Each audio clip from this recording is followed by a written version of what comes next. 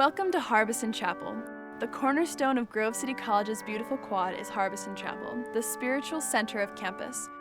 For almost a century, the chapel has served as a house of worship, a meeting place, lecture hall, and music venue, a place where the college community comes together to pray, learn, celebrate, and reflect. The Gothic church features stunning stained glass windows depicting education and learning, the Reformation, classical philosophers and biblical figures, and American and college history. Harbison Chapel was completed in 1931 and dedicated on the same day as the Hall of Science, now the Smith Hall of Science and Technology, marking the beginning of a decades-long expansion of campus to upper campus. It is named for industrialist Samuel Harbison, a college trustee who pledged money for the chapel but died before construction, leaving his heirs to build the chapel.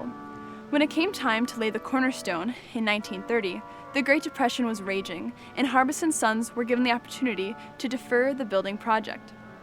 They insisted on going ahead and had to sell their homes to cover construction costs. The work provided jobs for many local families in those hard times.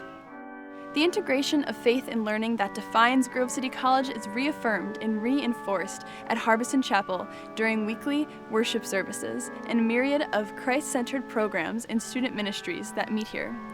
In the college's earliest days, students were required to attend chapel 6 days a week. That wasn't unusual for that time, but as the 20th century progressed, other colleges and universities dropped the requirement. Not so for Grove City College, though by the late 1960s, by rote attendance to get chapel credits was the norm for many students.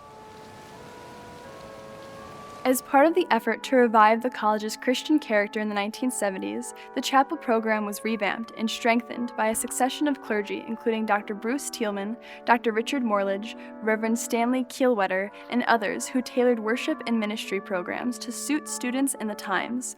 That work continues today, to the benefit of students and to the glory of God.